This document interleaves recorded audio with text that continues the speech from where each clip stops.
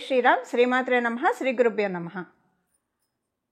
మార్చి ఉగాది రాబోతూ ఉంది. మార్చి 30వ తారీఖు మనం ఉగాది పండుగని సంబరాన్ని మనం జరుపుకుంటాము. ఈరోజు ఒక విశేషాంశము ద్వాదశ రాశుల్లో ఒక రాశి అయిన మీనరాశిలో చోటు చేసుకోబోతుంది. అలాగే నవగ్రహాల్లో మేజర్ ప్లానెట్ మనందరి జీవితంలో ముఖ్య భూమికను పోషించే గ్రహరాజు అయిన శనైశ్వరుడు మీనరాశిలోకి సంచారం 30వ తారీఖు నుంచి, అంటే కరెక్ట్గా ఉగాది రోజు నుంచి మొదలవుతుంది. ఈయన మళ్ళీ 2.5 సంవత్సరాల పాటు మీనరాశిలో సంచారం కొనసాగుతుంది. శనైశ్వరుడు మీనరాశిలో సంచారము ద్వాదశ రాశుల వాళ్ళకి, ద్వాదశ లగ్నాల వాళ్ళకి ఎలాంటి ఫలితాలను సూచిస్తుంది? ముఖ్యంగా ఇప్పుడు మనం తెలుసుకోవాల్సిన అంశం ఏంటంటే, ఇన్నాళ్ళు ఏలినాడు శని అనుభవిస్తున్న రాశుల్లో ఒక రాశి అయిన మకర రాశి వాళ్ళకి ఏలినాడు శని అయిపోతుంది. ఈ ఉగాది నుంచి ఏలినాడు శని అయిపోతుంది. అలాగే అష్టమ శని అనుభవిస్తున్న కర్కాటక రాశి వాళ్ళకి అష్టమ శని అయిపోతుంది. అర్ధాష్టమ శనిని అనుభవిస్తున్న వృశ్చిక రాశి వాళ్ళకి అర్ధాష్టమ శని అయిపోతుంది. చూడండి, ఈసారి ఎంత విశేషాంశం వచ్చిందంటే, మామూలుగానే శనైశ్వరుడు ఒక్కొక్క రాశిలో మారినప్పుడు మనం చాలా ప్రత్యేకంగా చూస్తాము. అందున ఈసారి ఉగాది రోజునే చోటు చేసుకుంది. అంటే ఉగాది రోజు మకర రాశి వాళ్ళు ఏలినాడు శని నుంచి విముక్తి పొందుతున్నారు, కర్కాటక రాశి వాళ్ళు అష్టమ శని నుంచి విముక్తి పొందుతున్నారు, వృశ్చిక రాశి వాళ్ళు అర్ధాష్టమ శని నుంచి విముక్తి పొందుతున్నారు. ఇవే లగ్నాలైనా కూడా మీరు విముక్తి పొందుతున్నట్లే. రాశి మరియు లగ్నం ఈ 3 రాశుల్లో వస్తే కనుక మీరు కూడా విముక్తి పొందుతున్నట్లే. అయితే ఏలినాడు శని, అష్టమ శని, అర్ధాష్టమ శని డెఫినెట్గా ఏదో ఒక మంచి అయితే చేసే వెళ్తుంది. ఆయన ఎంత మనల్ని కొన్ని లైఫ్ లెసన్స్ ఇచ్చినా సరే మంచి చేసే వెళ్తాడు. ఖచ్చితంగా ఏదో ఒక మంచి కర్కాటక రాశి వాళ్ళకి ఇల్లు కొనుక్కోవడమో, పెళ్ళి కాకపోతే పెళ్ళి అవ్వడమో, ఇప్పుడు అంటే కర్కాటక మరియు వృశ్చిక రాశి వాళ్ళకి డెఫినెట్గా ఏదో ఒక ఈవెంట్ ఇంట్లో అయితే అవుతుందండి. అది ఇల్లు కొనుక్కోవడం కావచ్చు, లేకపోతే కనుక పిల్లలకి సంబంధించిన ఏమైనా శుభకార్యాలు కావచ్చు, పెళ్ళిళ్ళు కావచ్చు, ఉపనయనాలు కావచ్చు, ఏదైనా సరే ఒక శుభాంశం అయితే ఖచ్చితంగా ఆయన చేసే తీరుతాడు. ఇప్పుడు అది అయిపోయింది, ఆ పీరియడ్ ఈ రాశుల వాళ్ళకి అయిపోయింది. అలాగే కుంభరాశి వాళ్ళకి ఏలినాడు శని ఇంకా కొనసాగుతుంది, 3వ ఫేజ్లో ఉంటారు. మీనరాశి వాళ్ళకి 2వ ఫేజ్లో ఏలినాడు శని ఉంటుంది. మేషరాశి వాళ్ళకి ఈ సంవత్సరం ఉగాది నుంచి, అంటే కరెక్ట్గా మనకి ఈ ఉగాది నుంచి మేషరాశి వాళ్ళకి ఏలినాడు శని స్టార్ట్ అవుతుంది. అలాగే అష్టమ శని సింహరాశి వాళ్ళకి మొదలవుతుంది. ఇప్పుడు అర్ధాష్టమ శని ధనుర్రాశి వాళ్ళకి మొదలవుతుంది. ఇప్పుడు ఏలినాడు శనిలో ఈ ఉగాది నుంచి ఉండేవాళ్ళు ఎవరెవరంటే కుంభరాశి వాళ్ళు, మీనరాశి వాళ్ళు మరియు మేషరాశి వాళ్ళు. ఈ 3 రాశుల వాళ్ళకి ఏలినాడు శని జరుగుతుంది. అష్టమ శని సింహరాశి వాళ్ళకి జరుగుతుంది. అర్ధాష్టమ శని ధనుసు రాశిలో పుట్టిన వాళ్ళకి జరుగుతుంది. మీరు ఈ రాశుల్లో పుట్టినా లేదా ఈ లగ్నాల్లో పుట్టినా సరే ఏలినాడు శని, అష్టమ శని, అర్ధాష్టమ శని ఎఫెక్ట్ ఉంటుంది. అసలు శనైశ్వరుడు మీనరాశిలోకి రాక ద్వాదశ రాశుల వాళ్ళకి ఎలాంటి ఫలితాన్ని ఇస్తుంది, ద్వాదశ లగ్నాల వాళ్ళకి ఎలాంటి ఫలితాన్ని ఇస్తుందో ఇప్పుడు మనం చూద్దాం. ఇందులో మోస్ట్ బెనిఫిటెడ్ రాశి మనం మీనరాశిలోకి శనైశ్వరుడు అడుగు పెడుతున్నాడంటే 2.5 సంవత్సరాల పాటు ఇక్కడ ఉంటారు. 2.5 సంవత్సరాల పాటు మీనరాశిలో శనైశ్వరుడు సంచారము మోస్ట్ బెనిఫిటెడ్ రాశులు వచ్చేసేసి అందులో ఒకటి వృషభ రాశి. మీరు వృషభ లగ్నంలో పుట్టిన శనైశ్వరుడు ముందే మీకు పరిపూర్తి రాజయోగాన్ని ఇస్తాడు. అందులో ఆయన ఇప్పుడు లాభస్థానంలో సంచారం చేస్తున్నారు. అలాగే తులారాశి వాళ్ళకి షష్ఠ స్థానంలో సంచారం చేస్తూ ఉన్నారు. మీ వృషభ తులారాశుల వాళ్ళకి శనైశ్వరుడు రాజయోగాన్ని ఇస్తాడు. ఆయన ఇప్పుడు చాలా కంఫర్టబుల్ ప్లేస్లో ఉన్నారు. అంటే 3, 6, 11 ఉపచయ స్థానాల్లో ఎప్పుడైనా శనైశ్వరుడు కావచ్చు, రాహు భగవానుడు కావచ్చు, కేతువు కావచ్చు, ఇలాగ కొన్ని ప్లానెట్స్ చాలా బాగా వండర్ఫుల్గా వర్కింగ్ ఉంటుంది. అంటే మంచి రిజల్ట్స్ ఇస్తారు. విడివిడి స్థానాల్లో ఉంటే వీళ్ళు కొన్ని స్థానాల్లో అనుకూలం కాదు అని అనుకుంటాం కదా, కానీ ఉపచయ స్థానాల్లో చాలా మంచి అనుకూలం. అలాగే మకర రాశి వాళ్ళకి మీ రాష్ట్రాధిపతి ఆయనే అవుతూ ఉన్నాడు. మీకు మీ రాశి నుంచి ఉపచయ స్థానంలో అంటే 3వ స్థానంలో ఆయన సంచారము. మనం ఓవరాల్గా చూస్తే వృషభ రాశి వాళ్ళకి, తులారాశి వాళ్ళకి, మకర రాశి వాళ్ళకి ఇది చాలా మంచి ఫేస్. మీనరాశిలో శనైశ్వరుడు ఉండడం అనేది చాలా మంచిది. అంటే మిమ్మల్ని పరిగెత్తిస్తాడు, ఫలితాలను కూడా ఇస్తాడు. ఇన్నాళ్ళు మీరు పరిగెత్తినా, ఎగిరి దంచినా, ఎగరకుండా దంచినా పెద్ద ఉపయోగం లేకుండా ఉన్నది అలా కాకుండా మీరు మీ వర్క్ చేయండి, నేను ఫలితాన్ని ఇస్తాను. ఎప్పుడు ఫలితాలు మనం ఏం చేయకుండా ఫలితాలను మటుకు శనేశ్వరుడు కూడా అలా కొన్నిసార్లు ఆయన ఇస్తాడు. మన జన్మజాతకంలో కొన్ని కాంబినేషన్స్ ఉంటాయి. మనకి స్మార్ట్ వర్క్తో మనీ వచ్చేది ఉంటుంది. బట్ ఇప్పుడు మీకు ఏంటంటే కొంచెం ఈజీగా పనులన్నీ అవుతూ ఉంటాయి అన్నమాట. ఇదివరకు చాలా కాలం లాగైనవి ఇప్పుడు తొందరగా అయిపోతాయి. ఇది ఒకటి ఈ 3 రాసుల వాళ్ళకి. మరి మిగతా రాసుల వాళ్ళ సంగతి ఏంటి అంటే, మిగతా రాసుల వాళ్ళకి ఈ ఉగాది మొదలుకొని వచ్చే ఉగాది వరకు కర్కాటక రాశి వాళ్ళకి శనీశ్వరుడి సంచారము నవమ స్థానంలో జరుగుతుంది. ఇది చాలా మంచిది. అంటే మనం చంద్రస్థానం నుంచి చంద్రస్థానం చూసుకుంటే ఆ రోజు చంద్రుడు నవమ స్థానంలో ఉంటాడు. మనకి ఉగాది రోజు కరెక్ట్గా చంద్రుడు నవమ స్థానంలో ఉంటున్నాడు. సో నవమ స్థానంలో చంద్రుడు ఉండగా ఏలినాటి శని జరుగుతూ ఉందంటే చాలా మంచిది. అది అంటే మనకి ఒకటి 1 to 9 యాక్సిస్లో పడింది కాబట్టి ఈ సంవత్సరము మీకు చాలా బాగుంటుంది. శనేశ్వరుడు చెడు రిజల్ట్స్ అయితే ఇవ్వడు. అలాగే వృశ్చిక రాశి వాళ్ళకి కూడా పంచమ స్థానంలో జరుగుతుంది. చంద్ర భగవానుడు పంచమ స్థానంలో ఉండడం వల్ల ఈ ఇయర్ మీకు కూడా బాగుంటుంది. అంటే ఈ ఇయర్ వరకు నేను చెప్తున్నా, మొత్తం ఏలినాటి శని మొత్తం చెప్పట్లేదు.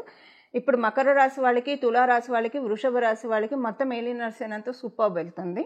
మళ్ళీ మీ జన్మజాతకాన్ని అనుసరించి మీ జన్మజాతకం చాలా సపోర్టింగ్ ఉంటే ఇంకా అసలు చూసుకొని అక్కడ చాలా బాగుంటుంది. ఒకవేళ మీ జన్మజాతకం సపోర్టింగ్గా లేకపోతే ఏలినాటి శనితో చాలా సేఫ్ గార్డ్ అవుతారు. అయితే ఈ సంవత్సరం వరకు ఈ ఉగాది మొదలుకొని నెక్స్ట్ ఉగాది వరకు కూడా కర్కాటక రాశి వాళ్ళకి నవమ స్థానంలో శని సంచారం అనుకూలం. ఎందుకంటే మీ రాష్ట్రాధిపతి అయిన చంద్రభగవానుడు కూడా అక్కడే ఉన్నాడు. 1 to 9 యాక్సెస్ పడింది కాబట్టి. అలాగే వృశ్చిక రాశి వాళ్ళకి ఇది కూడా చాలా మంచి సంచారము. ఇప్పుడు మనము శనీశ్వరుడు ఏ రాశుల వాళ్ళకి ఎలాంటి ఫలితాలు ఇస్తారు, దీని నుంచి అసలు ఏమన్నా జాగ్రత్తలు సూచిస్తున్నాడా, ఈ విషయాలన్నీ మనం ఇప్పుడు ఒకసారి చూద్దాం. అసలు శనీశ్వరుడు అంటే చాలా భయపడుతూ ఉంటారు అందరూ. కానీ మనకి ప్రతి ప్లానెట్ కూడా మన మీద ఏం పగపట్టవు. అసలు వాళ్ళ తత్వం మనం తెలుసుకుంటే కనుక వాళ్ళలో ఉన్న బ్యూటిఫుల్ రిజల్ట్స్ని మనం తీసుకోవచ్చు. అంటే ఆ గ్రహ దేవతల్లో ఉన్న ఆశీస్సుల్ని మనం అందుకోవచ్చు. ఇందులో ఒక బ్యూటిఫుల్ క్వాలిటీ శనీశ్వరుడికి సంబంధించి ఇప్పుడు మనం తెలుసుకుందాము. ఏదైనా గ్రహం మనకి ఏదైనా ఇస్తే అది ఒక్కొక్కసారి మన జన్మజాతకము సపోర్ట్ చేస్తే కొంతకాలం వరకు ఉంటుంది, కొంతకాలం తర్వాత అది ఎక్స్పైర్ అయిపోతూ ఉంటుంది, లేదా కొంత కొనసాగవచ్చు. కానీ శనీశ్వరుడు ఎప్పుడైనా ఒకసారి వరాన్ని అనుగ్రహించినా, లేదా ఆయన ఒకవేళ మనకి శిక్షణ అది చాలా కాలం ఉంటుంది. ఎందుకంటే ఆయన ఇవ్వడం కూడా నెమ్మదిగా ఇస్తాడు, దీర్ఘకాలికంగా ఇస్తాడు. మీకు ఉదాహరణకి చెప్తే శనీశ్వరుడు ఏదైనా రోగాన్ని ఇచ్చాడంటే అది ఇంకా ఒక పట్టాన తగ్గనివే. అంటే శనీశ్వరుడు ఇచ్చే రోగాలు అంటే ఆయనే రోగాన్ని ఇస్తారని కాదు. ఇప్పుడు షుగర్ ఇలాంటివి అయితే వేరే వేరే గ్రహాలు ఇస్తాయి మనకి. అంటే నేను మీకు అర్థం కావడానికి చెప్తున్నాను. ఏదైనా ఒక రోగం, ఇప్పుడు షుగర్ ఇలాంటివి వస్తే వాటిని మనం కంట్రోల్ చేసుకోవడమే కానివ్వండి, దానికి మనకి తగ్గడం అనేది ఉండదు. జస్ట్ కంట్రోల్లో ఉంచుకోవడం వరకే మన చేతిలో ఉంటుంది. షుగర్ కావచ్చు, బీపీ కావచ్చు. అంటే ఇవి ఇప్పుడు శనీశ్వరుడు ఇస్తాడని కాదు, జస్ట్ అది మనకి వేరే వేరే గ్రహాలు ఇచ్చినా నేను మీకు అర్థం కావడానికి ఎగ్జాంపుల్గా చెప్తున్నాను. సో ఇలాగా మనకి ఏదైనా ఒక రోగం వస్తే చాలా కాలం అలా ఉన్నట్టు, ఎవరికైనా రోగం వస్తే ఇలాంటివి వస్తే కనుక చాలా కాలం ఉన్నట్లు, శనీశ్వరుడు ఇచ్చే యోగము అసలు అవయోగమైనా సరే యోగమైనా చాలా ఎక్కువ కాలం ఇస్తాడు. ఆయన ఇవ్వడంలో పీనాస్థానం చూపించడు, అది దండించడంలో అయినా పీనాస్థానం నిష్పక్షపాతంగా నిష్కర్షగా దండించేస్తాడు ఆయన.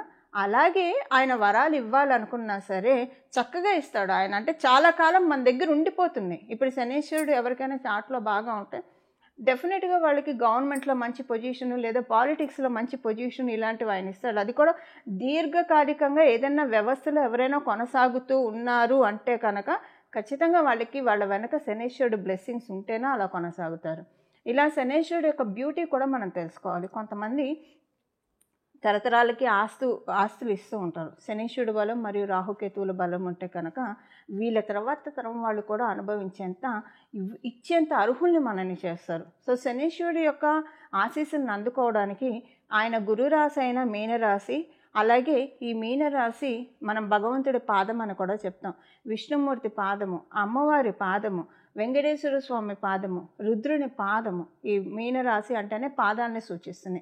ఎవరి పాదాన్ని? మన పాదాన్ని కాదు, పరమాత్మ యొక్క పాదాన్ని.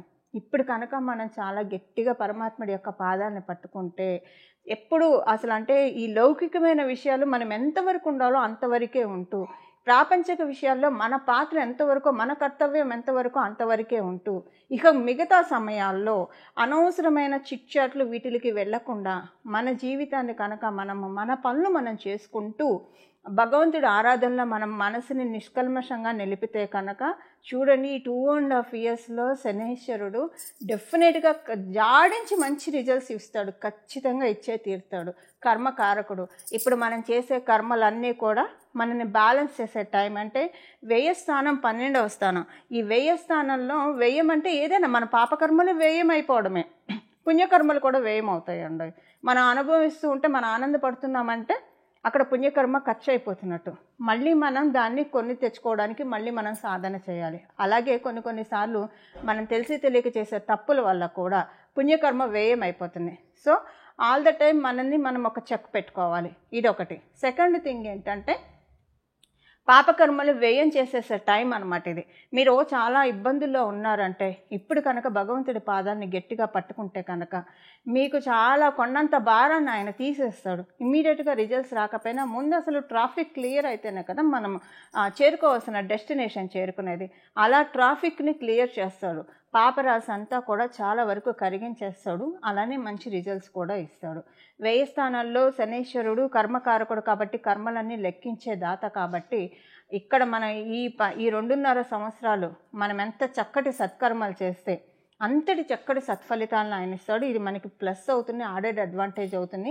సత్కర్మలను భగవంతుడిని ఆశ్రయించడము, ఎక్కువగా ప్రాపంచిక విషయాల్లో ఉండకుండా, అంటే ఎంతవరకు మన వృత్తి ఎంతవరకు అంతవరకే, ఏదైనా ఎంతవరకు అంతవరకు, ఒక కర్తవ్య నిర్వహణ వరకే మన బాధ్యతగా, ఇంకా అంతకు మించి మనం లౌకికంగా వెళ్లకుండా ఆధ్యాత్మికంగా భగవంతుడి పాదాలను పట్టుకుంటే కనుక ఖచ్చితంగా శనీశ్వరుడి యొక్క మీనరాశి ప్రభావము అందరికీ ఖచ్చితంగా మంచి ఫలితాలను ఇచ్చి తీరుతుంది. 12 రాశుల వాళ్ళకి, 12 లగ్నాల వాళ్ళకి, అలాగే 27 నక్షత్రాల వాళ్ళకి కూడా.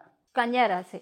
మీరు కన్యా రాశిలో పుట్టినా కన్యా లగ్నంలో పుట్టినా ఒక మంచి ఫలితం ఏంటంటే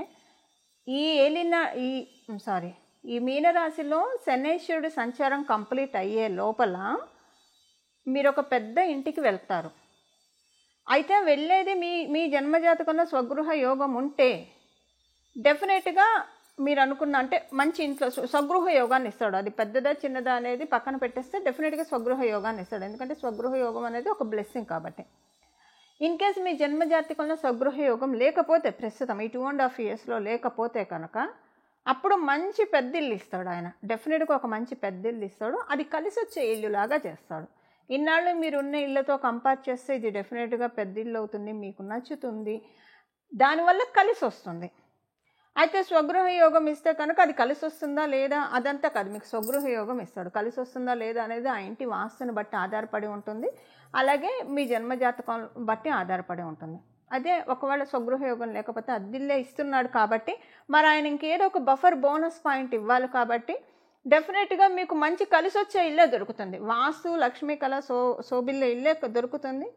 మేబీ 2.5 years అయిన తర్వాత మీ జన్మజాతకంలో ఎప్పుడైతే స్వగృహ యోగం ఉంటుందో అప్పుడు మంచి ఇంట్లోకి, మీ సొంత ఇంట్లోకి వెళ్ళే అవకాశాన్ని మీకు ఆయన కలిగిస్తాడు. బట్ ఏదైనా కూడా ఇంటికి సంబంధించి ఒక మంచి అయితే శనైశ్వరుడు చేయబోతూ ఉన్నాడు మీకు. ఈ 2.5 సంవత్సరాల్లో ఎనీ పాయింట్ ఆఫ్ టైం మీరు చూస్తారు. ఎప్పుడు చూస్తారు అనేది మీ జన్మజాతకాన్ని అనుసరించి ఆధారపడి ఉంటుంది. ఇది ఒక పాయింట్. సెకండ్ థింగ్, మీకు మీ తండ్రి గారితో కావచ్చు, తండ్రి సమానమైన వారితోటి భేదాభిప్రాయాలు వస్తాయి. అంటే మీ నాన్నగారు, బాబాయ్ గారు, లేదా మామయ్య గారు, లేదా తండ్రి సమానంగా ఉన్నవాళ్ళు ఎవరైనా సరే వాళ్ళతోటి, అంటే మేజర్గా మీ తండ్రి గారికి అప్లికేబిలిటీ ఉంటుంది. లేకపోతే కనుక మీ బాబాయ్ గారు, పెద్ద నాన్నగారు, మీ మామయ్య గారు, వీళ్ళతోటి కొంచెం భేదాభిప్రాయాలు మీకు వస్తాయి. అదొకటి. అండ్ సెకండ్ థింగ్ ఏంటంటే మీకు కొన్ని రిసోర్సెస్ జనరేట్ అవుతాయి, ఆదాయ మార్గాలు కొన్ని పెరుగుతాయి. మీకు ఇప్పుడు ఆదాయ మార్గాలు ఎలా పెరుగుతాయి అసలు అప్పుడు మనం తెలుసుకున్నట్లు ఆదాయ మార్గాలు పెరుగుతాయి అంటే మీరు చేసే ఫీల్డ్లోనే మీరు ఇంకొకటి చూస్తారనమాట. ఇదే అందులోనే ఇంకొక సైడ్ వేస్లో అమౌంట్ జనరేట్ చేసుకుంటారు. అని మీకు జస్ట్ ఊరికే అర్థం అవడానికే చెప్తున్నాను. ఒక లెక్చరర్ కావచ్చు, ఒక టీచర్ కావచ్చు, ఒక ప్రొఫెసర్ కావచ్చు, వాళ్ళు ఒక యూనివర్సిటీలో చెప్తారు, లేదా కాలేజీలో చెప్తారు, స్కూల్లో చెప్తారు. సైమల్టేనియస్గా వాళ్ళకి ట్యూషన్స్ ద్వారా కూడా వస్తుంది. అంటే జస్ట్ అర్థం కావడానికి ఎగ్జాంపుల్ చెప్తున్నా. అలాగే ఇంకా సైమల్టేనియస్గా వాళ్ళకి ఏదైనా ఒక బుక్స్ రాస్తే రాయల్టీ ఇన్కమ్ వస్తుంది. ఇలాగంటే మన ఇన్కమ్ పెంచుకోవడానికి ఇంకొక సోర్స్ మీకు కలిగిస్తూ ఉన్నాడు శనీశ్వరుడు ఇప్పుడు. డెఫినెట్గా అంటే మీరున్న ఫీల్డ్కి సంబంధించింది అవుతుంది, అది మీకు సంతోషం అనిపిస్తుంది.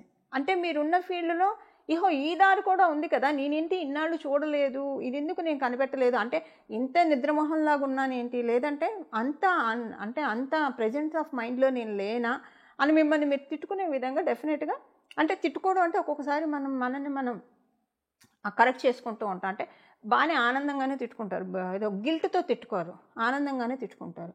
సో ఇప్పుడు ఫోన్లో ఎప్పుడైనా ఈ ఐడియా వచ్చిందని అలా డెఫినెట్గా మీరు చేస్తున్న ఫీల్డ్కి ఆల్రెడీ ఈ మార్పు మొదలై ఉండాలి.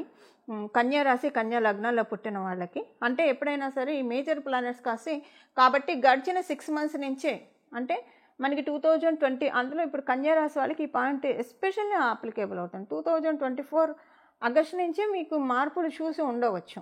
డెఫినెట్గా ఏదో ఒక మార్పు అది మీకు డెఫినెట్గా ఒకవేళ అది మార్పు స్టార్ట్ అయ్యి ఉంటే మంచి ఫలితాలు ఇస్తుంది, కొంచెం టెన్షన్స్ను కూడా ఇస్తుంది అది. బట్ ఏంటంటే ఇంకా ఆయన కదా ఇచ్చింది, ఆయన మీనరాశిలోకి రావడానికి ముందే ఇచ్చేశాడు కాబట్టి బాగుంటుంది. మళ్ళీ ఒకటి సందిగ్ధ వాతావరణంలో పెడతాడు. కానీ ఆయన ఎప్పుడైతే మీనరాశిలో అడుగు పెడతాడో నేను తీసుకున్న డెసిషన్ రైట్, ఇదే బాగుంది అని మిమ్మల్ని మీరు మెచ్చుకునే విధంగా ఆయన తీసుకెళ్తాడు. ఒకవేళ ఆ మార్పు మీ జన్మజాతకం సహకారంగా లేకపోతే చూడలేదే అనుకోండి, ఇప్పుడు చూస్తారు. ఆయన ఉగాది నుంచి ఎప్పుడైతే వస్తాడో ఎనీ పాయింట్ ఆఫ్ టైం మీ జన్మజాతక బలాన్ని అనుసరించి ఆయన చూపిస్తాడు. కాకపోతే ఇప్పుడు ఆయన చూపించిన సెకండ్ వే, సైడ్ వే ఇన్కమ్ ఏదైతే ఉందో అదే మీ లైఫ్ సెటిల్మెంట్కి ఫ్యాక్టర్ అవుతుందన్న విషయాన్ని మర్చిపోకండి. అంటే ఈ మెయిన్ వేస్ అలానే ఉంటుంది, సైడ్ వేస్ అలానే ఉంటుంది. సో 4-5 రకాలుగా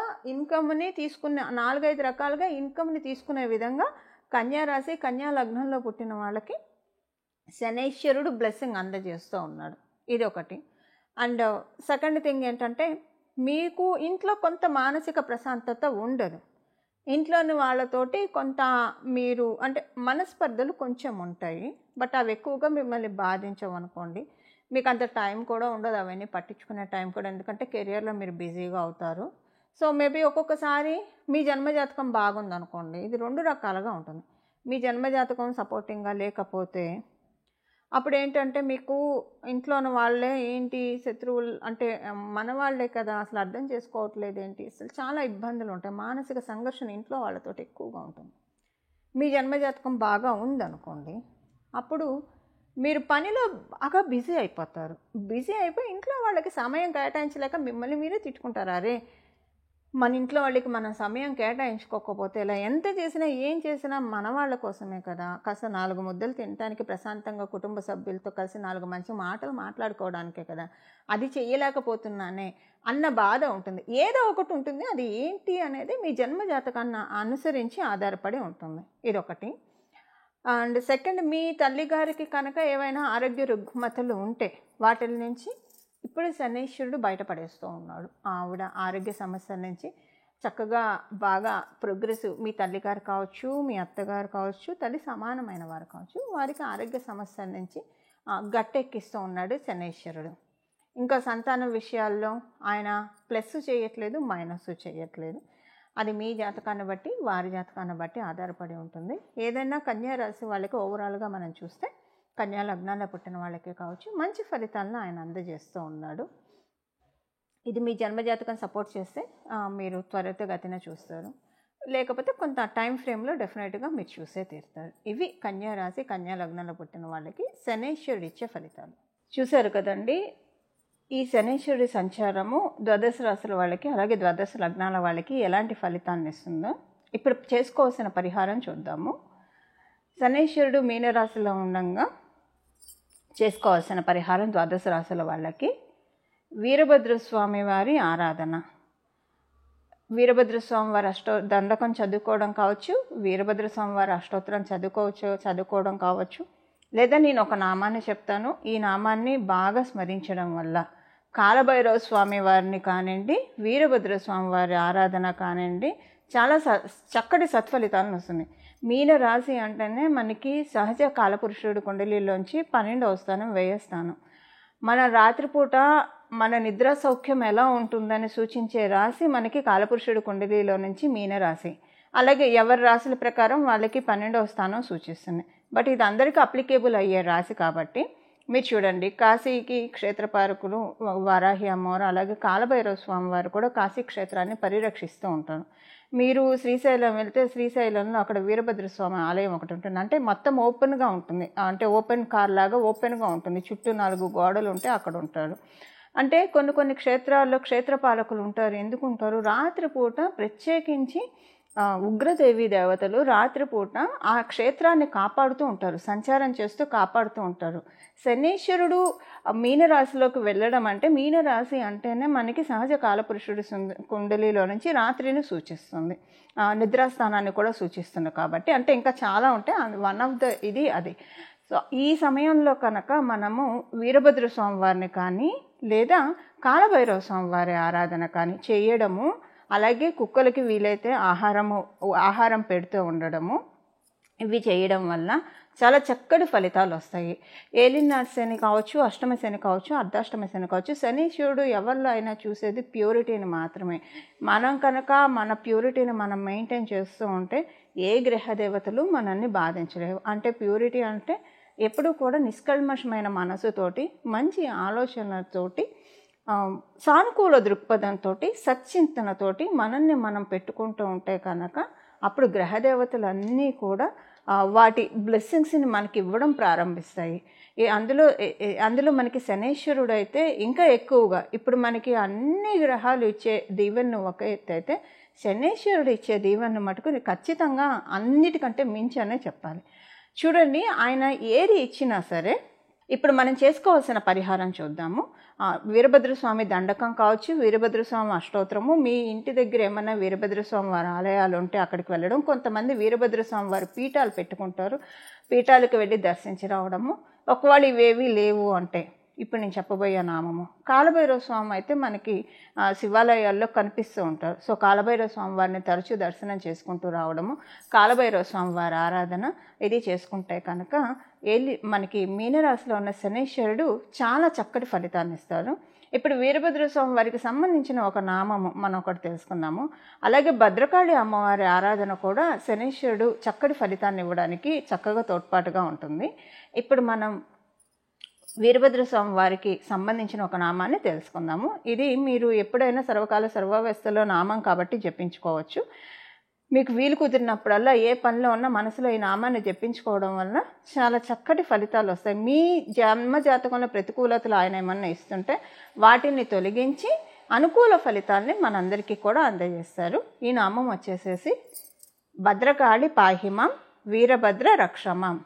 భద్రకాళి పాహిమాం వీరభద్ర రక్షమాం. భద్రకాళి పాహిమాం వీరభద్ర రక్షమాం. ఈ నామాన్ని జపించాలి. ఈ నామాన్ని ఎప్పుడైనా జపించవచ్చు, సర్వకాల సర్వవస్థలో ఈ నామాన్ని జపించవచ్చు. నామానికి ఏ రకమైన అంటే నామానికి ఎలాంటి మనకి ఆచారాలు పాటించాల్సిన అవసరం లేదు. అందువల్ల ఈ నామాన్ని జపించడం వల్ల ఈ 2.5 years కూడా శనీశ్వరుడు ఇచ్చే మంచి రిజల్ట్స్ని మనందరం కూడా తీసుకోవడానికి చక్కటి అవకాశం ఉంటుంది. అలా మనందరం కూడా నవగ్రహ దేవతల ఆశీస్సులు తీసుకొని మన జీవితం అంతా శుభాంశాలతోటి అనుకూలంగా సాగాలని చెప్పి మనందరి తరఫున నేను కూడా ప్రార్థిస్తూ మంగళం. నమో భగవతే వాసుదేవాయ.